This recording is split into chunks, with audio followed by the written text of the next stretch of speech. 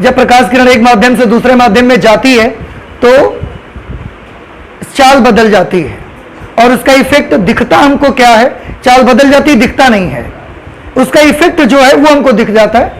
और इफेक्ट ये है कि वो लाइट की रे जो है वो मुड़ जाती है। ठीक है, अगर उसका मुड़ना हमको दिखता है तो वो किधर की तरफ मुड़ जाती है, फिर ये भी तो बात आती है ना। मुड़ना दो तरह से हो सकता है। देखिए मैं आपको दिखाता हूं मुड़ना कैसे दो तरह से पॉसिबल है। सपोज कि ये एक मीडियम है यहां पर, और ये उस मीडियम का इंटरफेस है, अंतरा पृष्ठ। ये हमने उस इंटरफेस पर एक परपेंडिकुलर ड्रॉप कर लिया, जिसको आप क्या बोलते हैं, नॉर्मल, अभिलंब। यहां पर एक लाइट रे ऐसे आती है, ओ आई एम सॉरी, यहां पर एक लाइट रे ऐसे मैं लाया, इसका किरण का नाम बताओ, आपतित किरण, इंसिडेंट रे। जब प्रकाश की किरण यहां पर आई तो उसका जाने का जो एक्चुअल पाथ है, प्रकाश की किरण का आगे बढ़ने का जो रास्ता है वो ये है बेटा, देखो ये उसका एक्चुअल पाथ है। प्रकाश की किरण का ये हो सकता है कि अगर वो नहीं मुड़ेगी तो फिर इस रास्ते में सीधे निकल जाएगी, लेकिन हमने तो देखा कि चाल बदलने से लाइट मुड़ती है जब एक मीडियम से दूसरे मीडियम में एंटर करती है। अब मुड़ने में दो बातें हो सकती हैं उसके साथ। मुड़ने में यह भी हो सकता है कि वो अपने एक्चुअल पाथ से थोड़ा सा अंदर की तरफ ऐसे मुड़ जाए, ये भी हो सकता है। ये भी हो सकता है कि वो अपने एक्चुअल पाथ से थोड़ा सा ऐसा बाहर की तरफ चली जाए, ये भी हो सकता है। ये दो बातें फिर आ जाती है। ये प्रकाश की किरण का एक्चुअल पाथ है, ये वाला। अगर ना मुड़ती तो सीधे इस रास्ते पर निकल के चली जाती, पर क्योंकि जब एक मीडियम से दूसरे मीडियम में जाती है तो लाइट का मुड़ना ऐसे, अगर ये गई है, ये सीधा रास्ता है, वो ऐसे भी मुड़ सकती है अंदर की तरफ, और वो ऐसा बाहर की तरफ भी थोड़ा सा मुड़ सकती है। ये हो सकते हैं उस पे। बात समझ आ रही है आपको? दोनों मुड़ने को हम ना अलग अलग तरीके से पहचानते हैं। जब प्रकाश की किरण अभिलंब की ओर मुड़ती है, अभिलंब की ओर, तो हम इसको बोलते हैं towards normal. Towards normal means अभिलंब की ओर। इसको क्या बोलते हैं? अभिलंब की ओर। और वाकई में काम के हिसाब से ही नाम रखा हमने। ये क्या है? अभिलंब। ये लाइन अभिलंब है। अगर ये लाइट रे ऐसे जाते हुए ऐसे मुड़ गई, ऐसे अंदर की तरफ, तो वाकई में अभिलंब की ओर ही तो मुड़ रही है।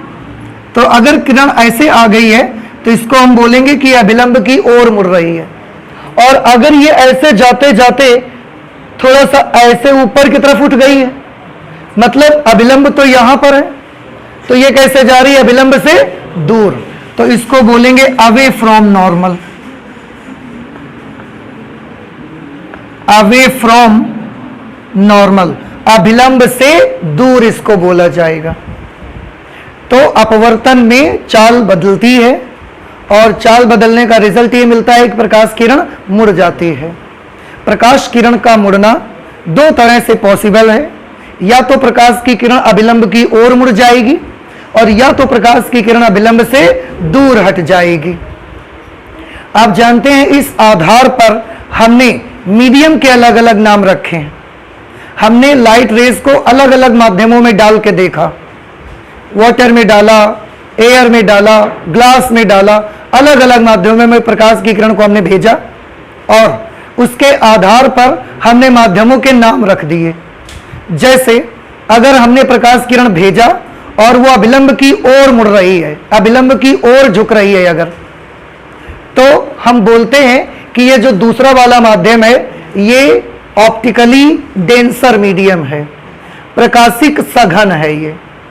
और अगर प्रकाश की किरण किसी माध्यम में जाए और वो अभिलंब से दूर हट जाए तो फिर हम बोलते हैं कि ये ऑप्टिकली रेयरर मीडियम है, प्रकाशिक विरल माध्यम है।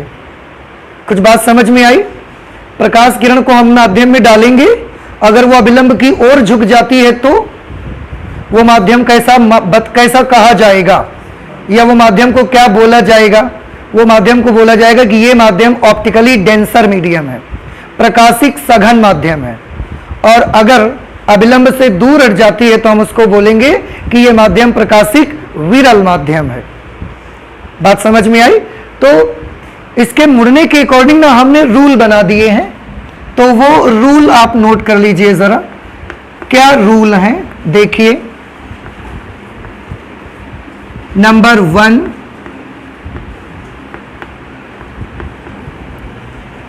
यदि किसी माध्यम में, ऐसे लिखते हैं,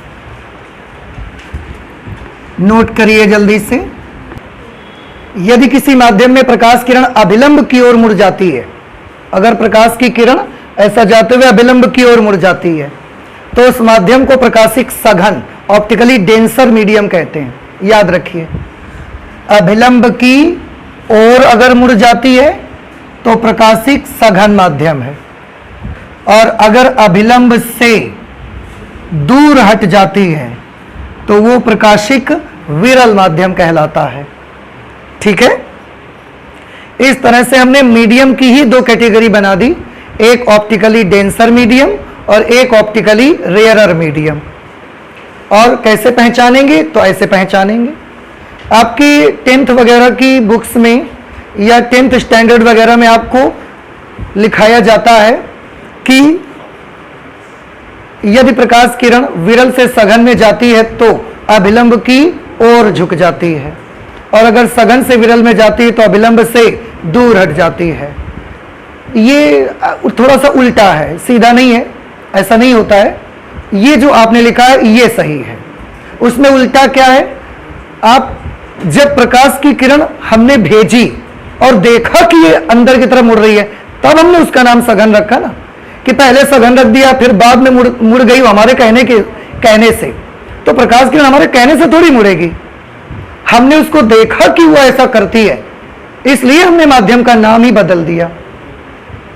तो प्रकाश किरण के मुड़ने को देख के हमने माध्यम का नाम बनाया, हमने पहले माध्यम का नाम बनाया, बाद में वो हमारे कहने से मुड़ गई जाके, ऐसा नहीं हुआ है। इसलिए ये सेंटेंस आपका सही है कि प्रकाशिक सघन माध्यम और प्रकाशिक विरल माध्यम किसको बोला जाएगा। समझ आ गया है आपको? ठीक है, आप इसे नोट कर लें। इसके बाद हम एक बड़ी इंपॉर्टेंट चीज के बारे में बात करेंगे जिसका नाम होगा अपवर्तनांक। तो एक्चुअली ये अपवर्तनांक कहते किसको हैं? रिफ्रैक्टिव इंडेक्स इसको बोलते हैं। आप इसे नोट करें, फिर इसकी चर्चा करेंगे। अपवर्तनांक को अंग्रेजी में रिफ्रैक्टिव इंडेक्स बोलते हैं। क्या होता है ये अपवर्तनांक? एक्चुअली ये जो अपवर्तनांक होता है, जब प्रकाश की किरण एक माध्यम से दूसरे माध्यम में जाती है तो पहले माध्यम में प्रकाश की चाल और दूसरे माध्यम में प्रकाश की चाल का जो अनुपात होता है उसे हम दूसरे माध्यम का पहले माध्यम के सापेक्ष अपवर्तनांक कहते हैं। जब भी प्रकाश किरण एक माध्यम से दूसरे माध्यम में जाएगी तो पहले माध्यम में प्रकाश की चाल कुछ और होगी और दूसरे माध्यम में जाके उसकी स्पीड कुछ और हो जाएगी। पर हमने एक चीज देखा कि अगर हम कोई 2 माध्यम ले लें, कोई भी 2 माध्यम ले लें, जैसे हमने एयर के साथ वाटर ले लिया, तो एयर के साथ अगर हमने वाटर ले लिया, अब एयर से लाइट भेज रहे हैं, वाटर में जा रही है, तो एयर में प्रकाश की चाल ले ली हमने, वाटर में प्रकाश की चाल ले ली, और एयर में प्रकाश की चाल अपॉन वाटर में प्रकाश की चाल कर दिया। उससे एक रेशियो मिला, मुझे एक नंबर मिल गया मुझको। और हम देखते ये हैं कि हम एयर और वाटर का ये जोड़ी चाहे जहां रखो, आप चाहे जहां रखो, आप टेढ़ा रखो, सीधा रखो, आड़ा बेड़ा कैसे भी रखो, पर एयर और वाटर के लिए अगर आप एयर में प्रकाश की चाल और वाटर में प्रकाश की चाल का अनुपात निकालने जाओगे तो वो वैल्यू कभी नहीं बदलती, वो सेम आती है। समझ आ रही है आपको? इस रेशियो का ही हमने नाम रख दिया है अपवर्तनांक, रिफ्रैक्टिव इंडेक्स इसको बोलते हैं। उसको थोड़ा सा मैं आपको ऐसे समझाता हूं, थोड़ा ध्यान से देखिएगा। यहां पर मैंने मान लिया कि ये एक मीडियम है, यहां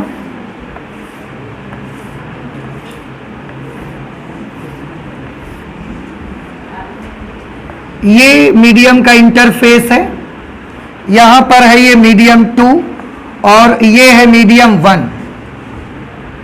ये मैंने नॉर्मल बना दिया है इंटरफेस पर। लाइट की रे यहां से ऐसे आती है इस तरह से। मान लिया कि जो लाइट रे यहां पर ऐसे आ रही है उसकी स्पीड है v1, क्योंकि ये पहले माध्यम में है।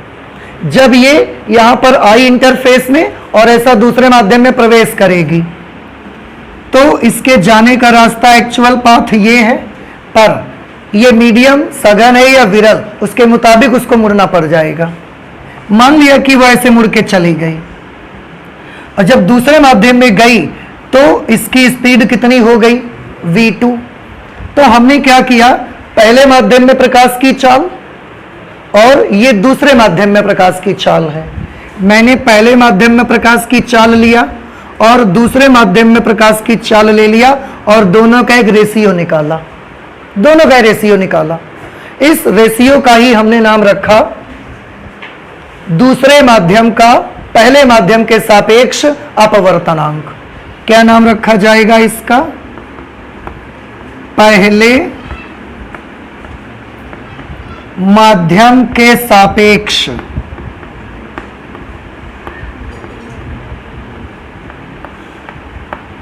पहले माध्यम के सापेक्ष दूसरे माध्यम का अपवर्तनांक। देखो, आपको एक चीज पहले तो इस पे याद कर लेनी है। हमने जैसे यहां लिखा पहले माध्यम के सापेक्ष दूसरे माध्यम का अपवर्तनांक, तो क्या हम ये लिख सकते हैं दूसरे माध्यम के सापेक्ष पहले माध्यम का अपवर्तनांक? आंसर है नहीं, ये नहीं लिख सकते। तो हम कैसे जानेंगे कि किसका अपवर्तनांक है और किसके सापेक्ष है? दो शब्द आ रहे हैं यहां पर, एक माध्यम, दो माध्यमों में से एक का अपवर्तनांक होता है और दूसरे के सापेक्ष रहता है। तो किसके सापेक्ष रहेगा और अपवर्तनांक किसका हुआ करेगा? तो अब एक चीज दिमाग में आप बिठा लो, जो प्रकाश किरण को, जो मीडियम प्रकाश किरण को मोड़ने का काम करेगा अपवर्तनांक उसी का होगा। जो मीडियम प्रकाश किरण को मोड़ने का काम करेगा अपवर्तनांक उसी का होगा। तो बताइए, इसमें से पहले और दूसरे दोनों माध्यमों में प्रकाश किरण को मोड़ा किसने है? पहले माध्यम ने मोड़ा है कि दूसरे माध्यम ने मोड़ा है? दूसरे माध्यम ने मोड़ा है। क्यों? क्योंकि पहले माध्यम में तो जितनी देर चली सीधे चल के आई है, जब दूसरे माध्यम में जाने लगी तो उसने मोड़ दिया इसको। देख रहे हैं आप? तो मोड़ने का काम यहां पर कौन कर रहा है? दूसरा माध्यम। इसलिए अपवर्तनांक भी किसका होगा? दूसरे माध्यम का। और प्रकाश किरण आ कहां से रही है? पहले माध्यम से, इसलिए सापेक्ष किसके होगा? पहले माध्यम के सापेक्ष होगा। यह चीज आप याद कर लीजिए, ध्यान रहेगा आपको। ठीक है, बताइए तो फिर अपवर्तनांक किसका होगा? जिस माध्यम में प्रकाश की किरण चल के आएगी या जो माध्यम प्रकाश किरण को मोड़ेगा? जो माध्यम प्रकाश किरण को मोड़ेगा अपवर्तनांक उसका होगा। और जिसके सापेक्ष किसके होगी? जिससे लाइट रे चल के आएगी। ये याद रहे आपको। इसका हमने एक सिंबल भी बना दिया। क्या सिंबल बना दिया? इतना बड़ा बार बार हमको मत लिखना पड़े, इसके लिए हमने एक सिंबल बना दिया म्यू। ठीक है, और क्योंकि यहां पहले माध्यम के सापेक्ष दूसरे माध्यम का अपवर्तनांक ये आ रहा है, तो हम इसमें पहला माध्यम और दूसरा माध्यम भी सिंबल के साथ दिखाना चाहते हैं। उसको कैसे दिखाएंगे? तो एक चीज हमेशा याद रख लो, जिसका अपवर्तनांक होगा उसको जस्ट म्यू के साथ लगा देंगे तुरंत। अपवर्तनांक किसका है? दूसरे माध्यम का अपवर्तनांक है, तो μ2। और सापेक्ष किसके है? पहले माध्यम के, तो 1 यहां लिख देंगे। ये सिंबल बन गया μ2 1। पढ़ेंगे कैसे? Refractive index of medium 2 with respect to medium 1। पहले माध्यम के सापेक्ष दूसरे माध्यम का अपवर्तनांक। कुछ समझ में आया? जिसका अपवर्तनांक होगा उसको क्या करेंगे, म्यू के तुरंत साथ लगा देंगे। समझ आ रहा है आपको? और जिसके सापेक्ष होगा उसको पीछे रख देंगे। अब ये सिंबल तो हमने आपको बता दिया, पर अलग अलग राइटर अलग अलग सिंबल बना लिए हैं इसका। कैसे? कोई इसी को ऐसे लिखता है, देखो ऐसे भी लिख सकते हैं। दूसरे माध्यम का अपवर्तनांक पहले के सापेक्ष, म्यू के तुरंत जो साथ लगेगा अपवर्तनांक उसी का होगा। और कुछ राइटर ने इसका सिंबल ऐसा बना दिया है, ऐसा सिंबल बना दिया है, यह भी सही है।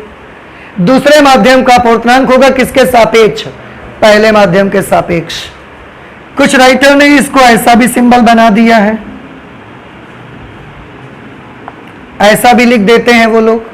तो दूसरे माध्यम का अपवर्तनांक है पहले माध्यम के सापेक्ष। तो अलग अलग राइटर ने इसका अलग अलग सिंबल बना के रखा है, उससे कोई हमको फर्क नहीं पड़ता, आपको समझ में बात आनी चाहिए बस। तो बताइए अपवर्तनांक किसका रहा करेगा, जो माध्यम प्रकाश किरण को मोड़ेगा या जिससे प्रकाश किरण आएगी, जो मोड़ेगा, और जिससे आएगी उसके सापेक्ष होगा। ये बात समझ में आई? ठीक। तो अपवर्तनांक उस माध्यम का होता है जो माध्यम प्रकाश किरण को मोड़ता है। अब एक चीज और, जो माध्यम जितना ज्यादा मोड़ता है उसका अपवर्तनांक भी उतना ज्यादा होगा, और जो माध्यम प्रकाश किरण को जितना कम मोड़ता है उसका अपवर्तनांक उतना ही कम होगा। ये भी आप याद कर लीजिए। क्या समझ में आया आपको? जो माध्यम प्रकाश किरण को जितना ज्यादा मोड़ेगा उसका अपवर्तनांक उतना ही अधिक होगा, और जो माध्यम प्रकाश किरण को कम मोड़ेगा उसका अपवर्तनांक उतना ही। दूसरी चीज, एक तो मोड़ने से, दूसरा प्रकाश की चाल से भी रिलेटेड है कि जिस माध्यम में जाके प्रकाश की चाल जितनी ज्यादा कम हो जाएगी, जितनी ज्यादा घट जाएगी, उसका अपवर्तनांक उतना ही ज्यादा होगा। और अगर प्रकाश किरण माध्यम में गई और उसकी चाल घटी पर कम घटी तो उसका अपवर्तनांक कैसा होगा, कम रहेगा। देखो थोड़ा सा मैं इसको ऐसे आपको समझाता हूं। ये हमारे पास दो मीडियम हैं, this is medium 2, this is medium 1, medium 3 और मीडियम 1 यहां ले लिया हमने। यहां पर दोनों में हमने एक एक नॉर्मल बनाया, यहां पर लाइट रे को हमने भेजा और यहां पर उसकी स्पीड है 100 मान लेते हैं। जब इस दूसरे माध्यम में प्रवेश किया इसकी स्पीड हो गई 80, चाल घट जाएगी, दूसरे माध्यम में जाएगा अगर ये मीडियम ऑप्टिकली डेंसर है तो। ऐसा ही एक M3 माध्यम था, उसमें भी हमने लाइट रे को भेजा, उसकी स्पीड थी 100। यहां पर प्रकाश की किरण गई और इसकी स्पीड यहां पर इस माध्यम ने बदल के कितनी कर दी, 50 कर दिया। अब देखो ऊपर तो दोनों में सेम मीडियम है, नीचे का मीडियम एक में M2 है और एक में M3 है। कौन सा माध्यम प्रकाश की चाल ज्यादा कम करता है, M3, तो इसका अपवर्तनांक भी ज्यादा होगा। जो मीडियम प्रकाश की चाल को जितना ज्यादा कम कर देगा उसका अपवर्तनांक उतना ही ज्यादा हो जाएगा। और आप कैलकुलेशन करके भी देख सकते हो। कैसे कैलकुलेशन, अपवर्तनांक का क्या सूत्र बताया गया, V1/V2। तो V1/V2 करोगे अगर आप V1/V2, तो V1 की वैल्यू कितनी 100, V2 की वैल्यू 80। हमने कैंसिल कर दिया, ये 2 चौके 8, 2 पंचे 10, सॉल्व करोगे कितना आएगा 1.25। यहां पर रिफ्रैक्टिव इंडेक्स निकालो, फिर से V1/V2, what is V1 100 and what is V2 50, what is the value of refractive index of medium 3, that is equal to 2। समझ आ रहा है? अब आप देख सकते हैं M2 का अपवर्तनांक ज्यादा है या M3 का अपवर्तनांक ज्यादा है, M3 का अपवर्तनांक ज्यादा है और M3 ने ही स्पीड को कैसा किया है, ज्यादा घटाया है। तो दो बातें समझ लीजिए, जो स्पीड को जितना ज्यादा घटाएगा उसका अपवर्तनांक उतना ही ज्यादा माना जाएगा। दूसरी चीज, जो प्रकाश किरण को जितना ज्यादा मोड़ेगा उसका अपवर्तनांक उतना ही ज्यादा माना जाएगा। कुछ बात समझ में आ रही है? और एक माध्यम के सापेक्ष दूसरे माध्यम का अपवर्तनांक कैसे निकालते हैं? ऐसे निकालते हैं, चालों का अनुपात करके। अब इसमें तो माध्यम 1 माध्यम 2 ले रहे थे आप। आई होप कि यहां से चीजें आपको समझ में आ गई। ठीक है, याद रहेगा सभी को। अब एक और चीज मैं आपको यहां बताना चाहता हूं। अभी तो हमने माध्यम 1 माध्यम 2 लिया है। बाई चांस हम ले लें कि हमने किसी भी माध्यम में प्रकाश किरण डाली पर निर्वात से प्रकाश किरण भेज दी सीधे। निर्वात था पहला माध्यम और दूसरा कोई मीडियम ले लिया, वाटर ले लिया, ग्लास ले लिया, कुछ भी ले लिया, लेकिन पहला माध्यम जहां से प्रकाश किरण आई है वो वाला माध्यम कौन सा है? वो वाला माध्यम हमने निर्वात ले लिया है, वैक्यूम ले लिया है। तो आप देखिए, ये वाला पहला माध्यम है और इसको हमने क्या ले लिया? निर्वात ले लिया। और यहां पर हमने कोई भी माध्यम ले लिया अपना, जल ले लो, कांच ले लो, कोई भी मीडियम हमने ले लिया। प्रकाश किरण यहां से आई और यहां ऐसे चली गई। ठीक है, इसने कुछ मोड़ा ओड़ा होगा अपना, हमें नहीं मतलब है, हम स्पीड से मतलब रखना चाहते हैं। ऊपर वाला मीडियम कौन सा है? निर्वात। निर्वात में प्रकाश की चाल कितनी होती है? c, 3 × 10⁸ मीटर पर सेकेंड। c से रिप्रेजेंट करते हैं उसको। जब इस माध्यम में जाएगी तो माध्यम में जाने पर यह c नहीं रह जाएगा, कुछ बदल जाएगी चाल। मान लिया कि वो चाल कितनी हो गई? v हो गई वो चाल, या vm, वेलोसिटी इन मीडियम। उस वक्त माध्यम का अपवर्तनांक कितना होगा? देखो, हमको उस वक्त क्या लिखना पड़ेगा? हमको लिखना पड़ेगा, फिर से बताओ, प्रकाश की किरण आ कहां से रही है? निर्वात से। जा कहां रही है? माध्यम में। तो अपवर्तनांक किसका? माध्यम का कि निर्वात का? माध्यम का। सापेक्ष किसके? निर्वात के। तो हमको क्या लिखना पड़ेगा? निर्वात के सापेक्ष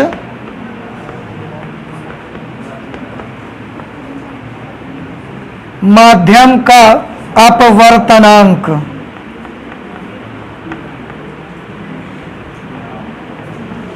इसको कैसे निकाला जाएगा? इसको निकाला जाएगा C/V करके निकाल देंगे इसको हम। कुछ बात समझ आई आपको? C/V फॉर मीडियम, ऐसे निकाल दिया करेंगे। और एक चीज देखो, एक बात और याद रख ले, जब किसी भी माध्यम का अपवर्तनांक निकाला जाए लेकिन निर्वात के सापेक्ष निकाला जाए तो उसे हम बोला करते हैं उस माध्यम का निरपेक्ष अपवर्तनांक। इसका नाम क्या रखा गया? उस माध्यम का निरपेक्ष अपवर्तनांक। माध्यम का निरपेक्ष अपवर्तनांक।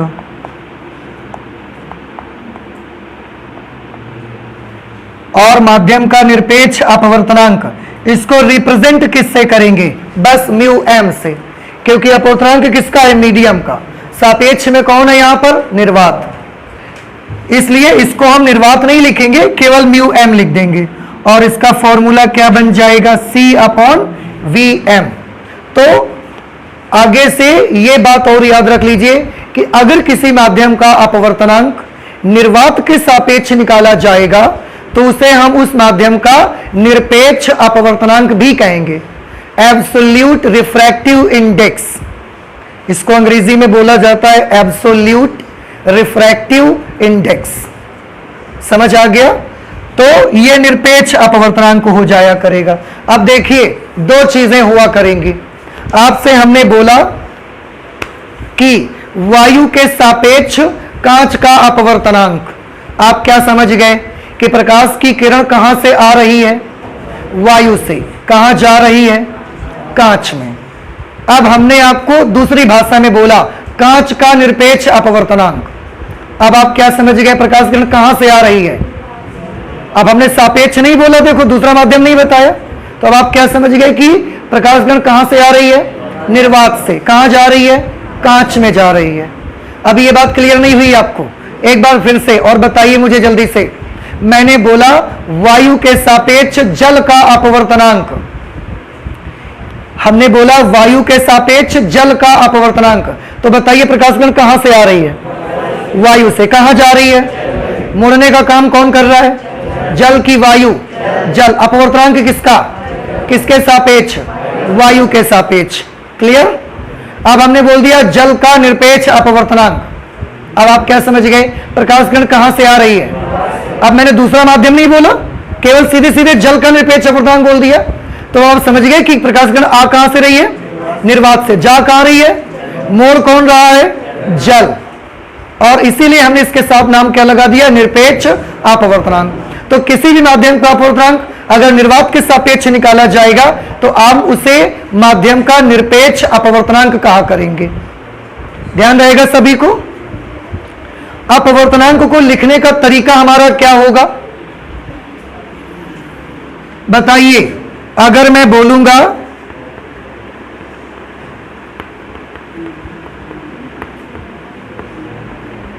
वायु के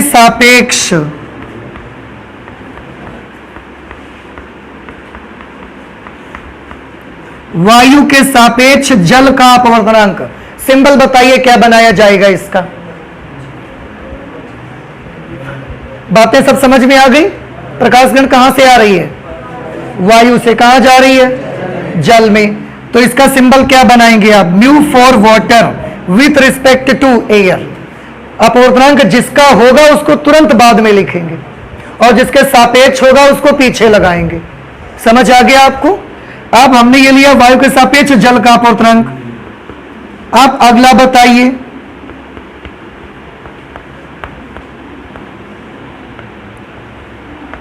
जल का निरपेक्ष अपवर्तनांक, इसका सिंबल बताइए मुझे।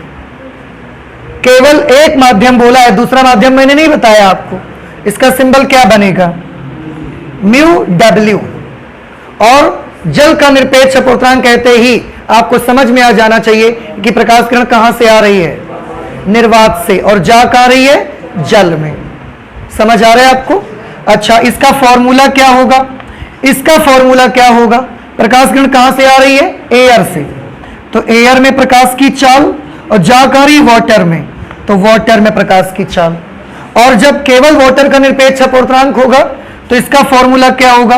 निर्वात में प्रकाश की चाल बटे वाटर में प्रकाश की चाल। देखो थोड़ा सा ध्यान रखिए भाई, ठीक है? क्योंकि बहुत सारी चीजें एक साथ यहां पर हो ही जा रही हैं, तो थोड़ा सा तो आपको याद रखना पड़ेगा। सापेक्ष अपवर्तनांक होगा तो V1/V2, पहले माध्यम में प्रकाश की चाल, दूसरे माध्यम प्रकाश की चाल। और अगर निरपेक्ष अपवर्तनांक है तो पहला माध्यम हमेशा निर्वात रहना ही रहना है, तो उसकी जगह हमेशा C आएगा। बस यहां पर आपको सिंबल बना देना है। जल है तो जल में प्रकाश की चाल, कांच है तो कांच में प्रकाश की चाल। आप इसका बताइए अगर आप समझ गए हैं तो।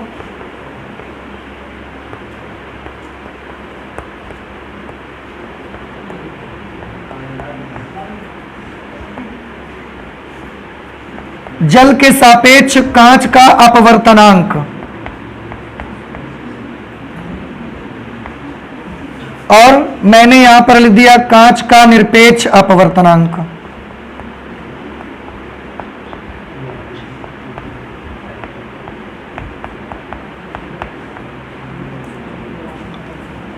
बताइए सबसे पहले मुझे ऊपर वाले का सिंबल बताओ।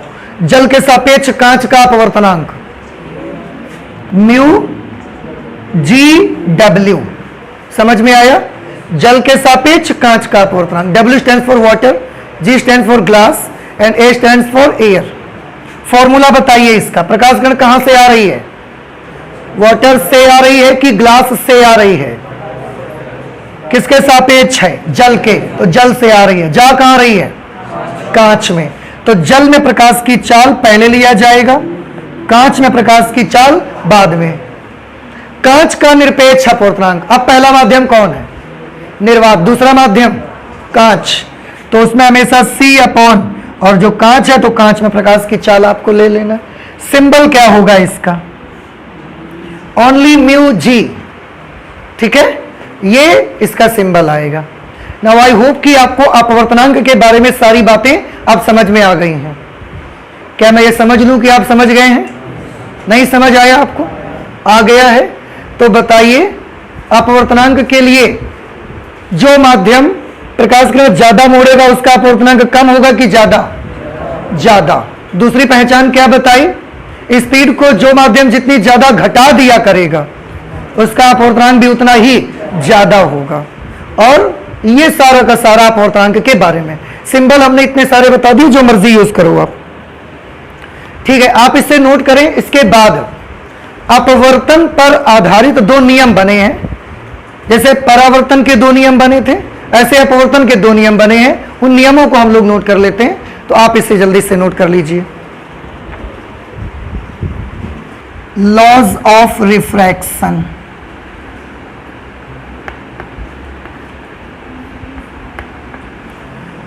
और मुझे ऐसा लगता है या मैं पूरा भरोसा भी कर रहा हूं आप पर कि क्योंकि अपवर्तन क्लास 10th में आपने पढ़ा है तो अपवर्तन के लॉज आपको पता ही होंगे।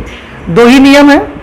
एक नियम होता था कि किन्हीं दो माध्यमों के लिए प्रकाश की किसी निश्चित रंग की तरंग दैर्ध्य के लिए आपतन कोण की ज्या और अपवर्तन कोण की ज्या का अनुपात सदैव नियत रहता है, और इसका मान, इसकी जो वैल्यू आती है वो पहले माध्यम के सापेक्ष दूसरे माध्यम के अपवर्तनांक के बराबर आती है। फिर से सुनिए, देखो आप सही से सुन नहीं पाए, आप फिर से सुनो हमारी बात। हमने क्या बोला? किन्हीं दो माध्यमों के लिए, दो माध्यम होते हैं ना, एक फर्स्ट मीडियम सेकेंड मीडियम। बिना दो माध्यम के तो रिफ्रैक्शन पॉसिबल ही नहीं है। सिंगल मीडियम में रिफ्रैक्शन पॉसिबल नहीं है। So for refraction we need two mediums. तो किन्हीं दो माध्यमों के लिए किसी निश्चित रंग की प्रकाश के लिए, क्योंकि प्रकाश में कई कलर होते हैं, लाल भी होता है, वायलेट भी होता है, ब्लू भी होता है, ग्रीन भी होता है, येलो भी होता है, ऑरेंज भी होता है, इंडिगो भी होता है, ऐसे बहुत सारे कलर होते हैं। तो कोई एक कलर अगर हम ले लें, तो एक तरंग दैर्ध्य अगर कोई ले लें, तो उसकी बात मैं कर रहा हूं। किन्हीं दो माध्यमों के लिए किसी निश्चित तरंग दैर्ध्य के प्रकाश के लिए आपतन कोण की ज्या, आपतन कोण को आई से लिखते हो ना आप, उसकी ज्या को कैसे लिखोगे? साइन आई। तथा अपवर्तन कोण की ज्या, अपवर्तन कोण को कैसे लिखते हो बताओ? आर से। तो आर की ज्या क्या होगी? Sine R. अब आपतन कोण की ज्या साइन आई और अपवर्तन कोण की ज्या साइन आर, इन दोनों का अनुपात अगर निकालें तो बताया गया कि ये कांस्टेंट रहता है हमेशा, और इसकी वैल्यू पहले माध्यम के सापेक्ष दूसरे माध्यम के अपवर्तनांक के बराबर होता है। ये अपवर्तन का पहला नियम है। चलिए नोट करते हैं इसे। तो नियम हमने लिखा हुआ है पहला, किन्हीं दो माध्यमों के लिए तथा किसी निश्चित तरंग दैर्ध्य के प्रकाश के लिए आपतन कोण की ज्या तथा अपवर्तन कोण की ज्या का अनुपात सदैव नियत रहता है, तथा इसका मान पहले माध्यम के सापेक्ष दूसरे माध्यम के अपवर्तनांक के बराबर होता है। ठीक है। इसको सिंबॉलिकली कैसे लिखेंगे? तो सिंबॉलिकली हम ऐसे लिखेंगे, आपतन कोण को किससे रिप्रेजेंट करोगे? आई से, और आपतन कोण की ज्या को साइन आई से। तो हम यहां लिख देंगे साइन आई। फिर अपवर्तन कोण को किससे लिखोगे? आर से, और अपवर्तन कोण की ज्या को साइन आर। इन दोनों का अनुपात जो होता है बताया गया कि वो कैसा रहता है? कांस्टेंट रहता है। और ये जो कांस्टेंट आता है ना, इसका मान पहले माध्यम के सापेक्ष दूसरे माध्यम के अपवर्तनांक के बराबर होता है। मीन्स इसकी वैल्यू बहुआ क्या आती है? μ/1 के इक्वल आती है। ठीक है। ये होता है अपवर्तन का पहला नियम। देखो याद आ गया होगा अभी आपको? नहीं याद आया भाई? आ गया? याद तो सबको आ गया, पर क्या इसका मतलब आपको मालूम है कि इसका मीनिंग क्या है? देखो हम आपको बताते हैं, आप ध्यान से देखिएगा सभी लोग। मैंने क्या किया, दो माध्यम मैंने ले लिए, थोड़ा ध्यान से सभी बच्चे देखेंगे, इसका मतलब समझेंगे कि ये जो हमने लिखा हुआ है इसका असल में एक्चुअल मीनिंग क्या है। तो इसका मीनिंग ये है कि यहां पर एक मीडियम 1 है और यहां पर मीडियम 2 है। हमने क्या किया, मैं थोड़ी सी कई स्थितियां आपको दिखाना चाहता हूं। ये ऐसे, ये हमने नॉर्मल बनाए हुए हैं, आप चाहें तो बीच में इनमें ऐसे ब्रेक कर लें। ये सब के सब अभिलंब बने हैं बेटा, यहां से हमने प्रकाश किरण को डाला, उसका ये आपतन कोण हमने ले लिया I1, और ये जब आगे गई ऐसे मुड़ गई या दूर हट गई, जैसे आप मान लो। ये एंगल बउआ कितना मान लिया हमने R1। ये आपतन कोण है एंगल ऑफ इंसिडेंस, ये अपवर्तन कोण है एंगल ऑफ रिफ्रैक्शन। अगली कंडीशन पे इसमें ये कर दिया मैंने, अगली कंडीशन पे मैंने क्या किया, ये जो आपतन कोण हमने I1 यहां पर लिया है, इस आपतन कोण का मान हमने थोड़ा सा और बड़ा कर दिया। माध्यम वही है, देखो माध्यम नहीं चेंज कर रहे हैं, पहला मीडियम दूसरा मीडियम जो है, मीडियम तो वही है, मीडियम हम नहीं चेंज कर रहे हैं, थोड़ा सा ये एंगल को हम इंक्रीज कर रहे हैं। ये देखिए पहले की तुलना में ये एंगल इंक्रीज करके हमने कितना कर दिया I2। अब हमने देखा कि ये प्रकाश किरण थोड़ा मुड़ी और ये अपवर्तन कोण आ गया, इसका क्या कर दिया हमने R2 नाम रख दिया। ठीक है, अगली स्टेप फिर मीडियम अभी भी नहीं चेंज किया, जो माध्यम का जोड़ा यहां लिया था वही जोड़ी यहां ली, वही जोड़ी मीडियम्स की हम यहां ले रहे हैं, मीडियम नहीं चेंज कर रहे हैं हम। देखो लिखा है ना कि नहीं, दो माध्यमों के लिए, तीसरा मीडियम बीच में नहीं हम लाएंगे, जिक्र भी नहीं करेंगे उसका, वही दो मीडियम रखेंगे। तीसरे माध्यम में आपतन कोण और बड़ा कर दिया हमने, देखिए इतना बड़ा कर दिया, and let this angle of incidence be I3। Okay, अब इसका एक्चुअल पाथ ये है, प्रकाश किरण अब भी मुड़ेगी, but now this will be the angle of reflection and let this angle of reflection be R3। हमने क्या किया है बताइए, दोनों माध्यमों में कितनी कंडीशंस हमने यहां ली हैं, तीनों कंडीशंस में क्या मीडियम का पेयर बदला हमने, मीडियम का पेयर नहीं बदला, लाइट भी नहीं बदल रहे हैं हम।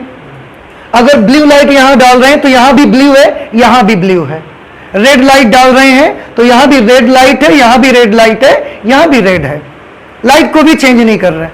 तो same light for each and every condition, same pair of medium, माध्यमों का जोड़ा भी सेम है बिल्कुल। तो फिर बदल क्या रहे हैं हम हर बार आपतन कोण बदल देते हैं, आपतन कोण बढ़ा देते हैं, पहले इतना रखा फिर थोड़ा और बड़ा कर दिया, फिर थोड़ा और बड़ा कर दिया, हम एंगल ऑफ इंसिडेंस बदल रहे हैं, और एंगल ऑफ इंसिडेंस बदलने की वजह से ना एंगल ऑफ रिफ्रैक्शन पर बदल जाता है, जाकर के अपवर्तन कोण बदल जाता है। तो हमने ये करके देखा, उसके बाद हमने क्या किया, ये वाली स्थिति में I1 लिया, R1 लिया, और हमने इसकी वैल्यू निकाली, sign I1 upon sine R1। कुछ I1 का मान होगा, कुछ R1 की वैल्यू होगी, हमने रखा, सॉल्व किया, सॉल्व करने से कुछ आया, कोई मान लो, मान लिया हमने कि ये आ गया 1.4, सपोज ये आ गया 1.4। अब हम इस पे आ गए, इसका काम खत्म, इसको हटा दिया हमने, वैल्यू निकाल ली, इसका काम खत्म। अब इस पे आए, इस पे भी वही लाइट है, वही मीडियम का पेयर है, बस थोड़ा सा आपतन कोण बड़ा कर दिया, जिससे अपवर्तन कोण भी थोड़ा सा बड़ा हो जाएगा।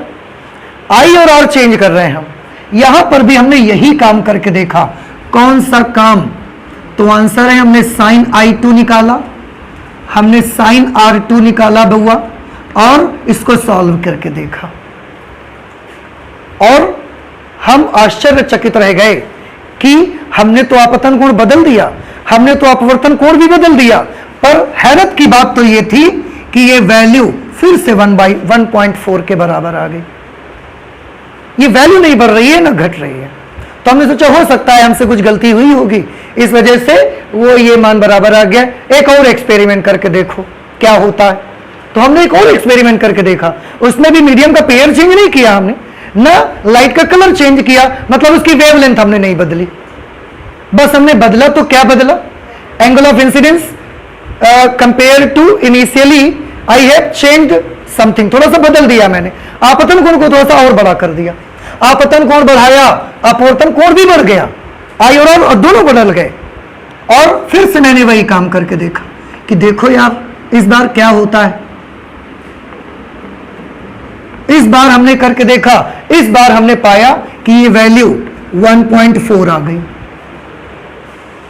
मतलब साफ था कि अगर आप माध्यमों का जोड़ा नहीं बदल रहे हैं, आप लाइट का वेवलेंथ नहीं बदल रहे हैं, उस वक्त आप चाहे 100 बार साइन आई अपॉन साइन आर कर लो, हर बार you will get the same value of the ratio sine I upon sine are.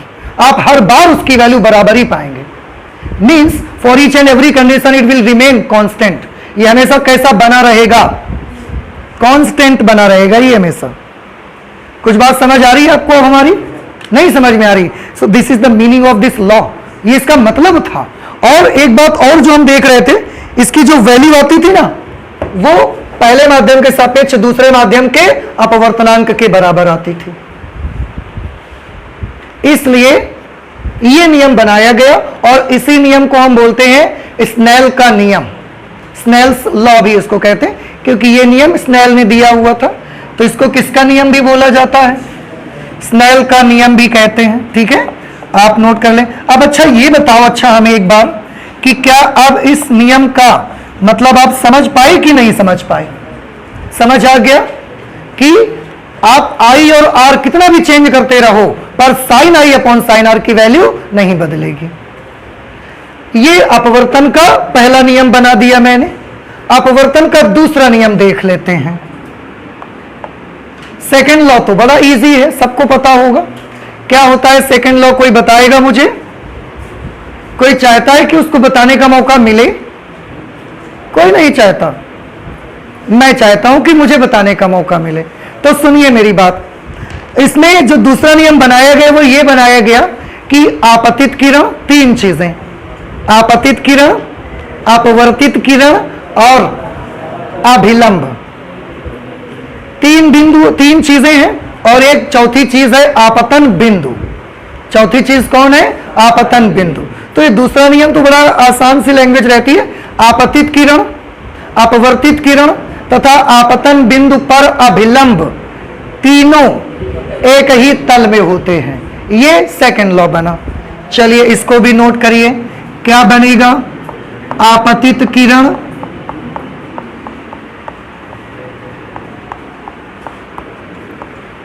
Comma अपवर्तित किरण,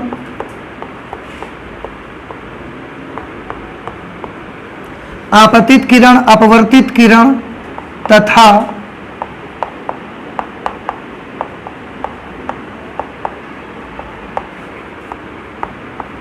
आपतन बिंदु पर अभिलंब, तीनों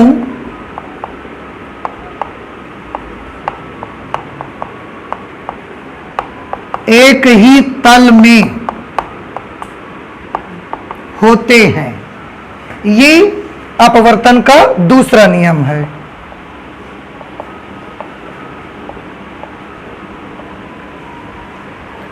ठीक है, क्या नियम है दूसरा? आपतित किरण, अपवर्तित किरण तथा आपतन बिंदु पर अभिलंब, तीनों एक ही तल में होते हैं। देखो ये नियम सबको याद है, इसमें तो कोई प्रॉब्लम है नहीं, सबको याद है, सबने रटा हुआ है इस नियम को। लेकिन इस नियम का मतलब किसी को पता नहीं है। बताइए क्या मतलब है इस नियम का? आपको मतलब मालूम है इसका? मैंने क्या बताया कि इस नियम को सबने रटा है, सबको याद है, पर क्या आपको इसका मीनिंग पता है कि इसका मीनिंग क्या है? कि तीनों एक ही तल में है, इसका क्या मतलब होता है? नहीं पता? तो सुनिए गौर से मेरी बात को।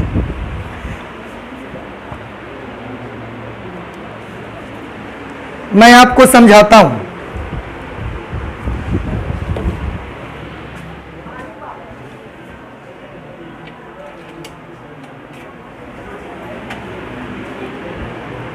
देखिए यहां पर तीन चीजों का जिक्र किया जा रहा है। एक है आपतित किरण, एक है अपवर्तित किरण और तीसरा आपतन बिंदु पर अभिलंब। तीन चीजें हो गई, आपतित किरण, अपवर्तित किरण और अभिलंब। तीनों एक ही तल में होने चाहिए। मीनिंग समझिए जरा इसका। इसका मतलब ये है कि जैसे मैंने मान लिया कि ये रेड वाला जो है ये आपतित किरण है। रेड वाली कौन सी किरण है? आपतित किरण। ये जो ब्लैक आप देख रहे हैं ये अपवर्तित किरण है। ऐसे ये किरण ऐसे तिरछी आई, ये अभिलंब पहले बना लेते हैं। ये व्हाइट वाला अभिलंब है, तो ये मैंने अभिलंब बनाया, ये आपतित किरण आ गई ऐसे। और ये क्या हो गई? अपवर्तित किरण। अब आपको तीनों चीजें दिख रही सही से? ऐसे इस नियम का मतलब ये है कि तीनों एक ही तल में होनी चाहिए।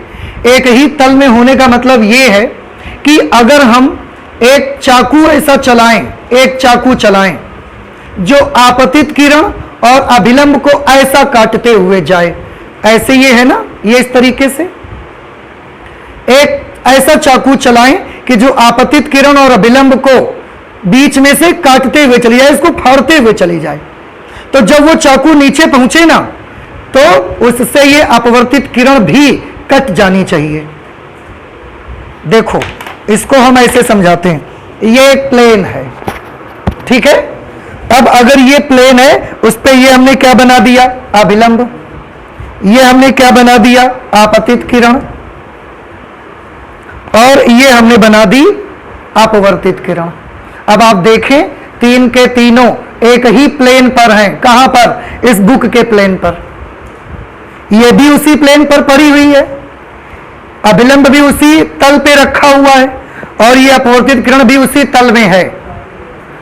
आप ऐसा नहीं कर सकते कि आपतित किरण और अभिलंब उसी तल पे हैं और ये अपवर्तित किरण ऐसे जा रही है। देख रहे हैं आप इसको?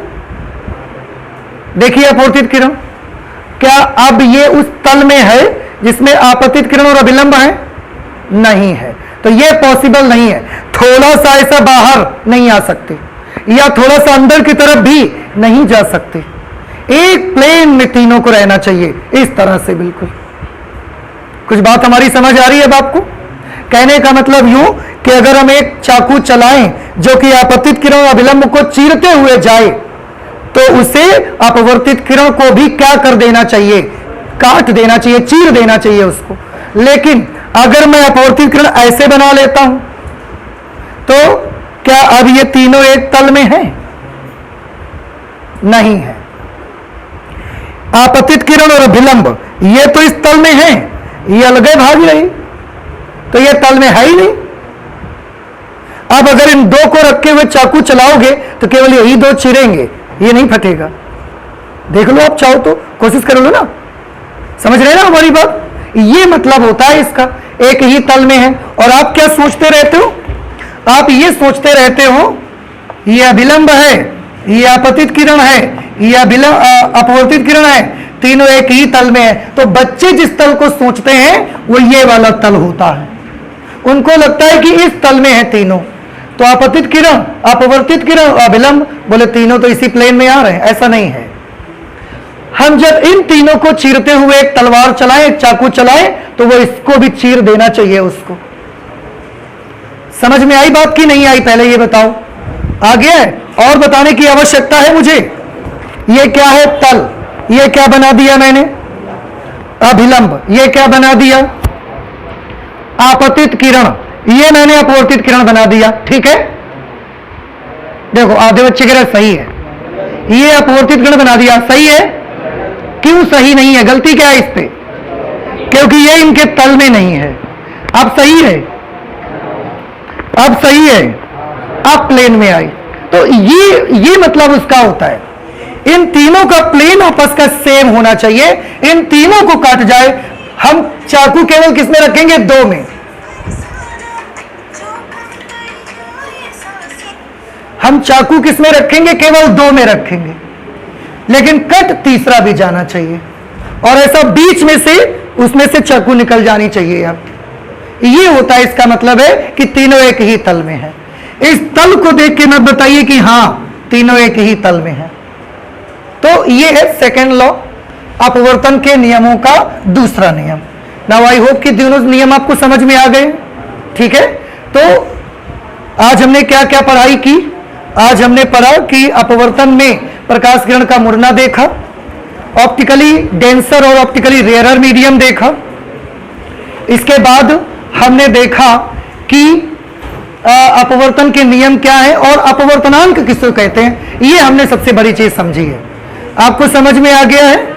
हाँ, किसी ने कुछ पूछा है क्या? ओके, ठीक है। तो आज हम लोग एक काम करते हैं, फिजिक्स में इतना ही रख लेते हैं, आगे और भी पढ़ाई करेंगे हम लोग, लेकिन अगली क्लास पे कर लेते हैं, ठीक है। तो चलते हैं, मिलते हैं नेक्स्ट क्लास पे। Thank you.